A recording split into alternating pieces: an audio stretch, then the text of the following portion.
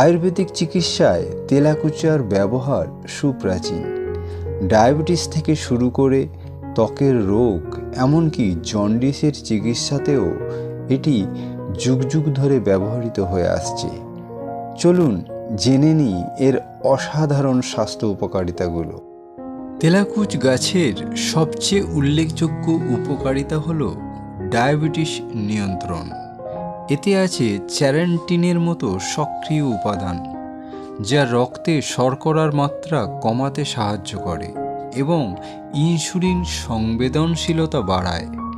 তেলাকুচ পাতার রস বা ফল নিয়মিত খেলে খাবারের পর হঠাৎ রক্তে সুগারের মাত্রা বেড়ে যাওয়া প্রতিরোধ করা যায়।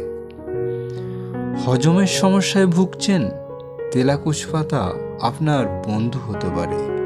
এতে থাকা ফাইবার হজম প্রক্রিয়াকে মসৃণ করে।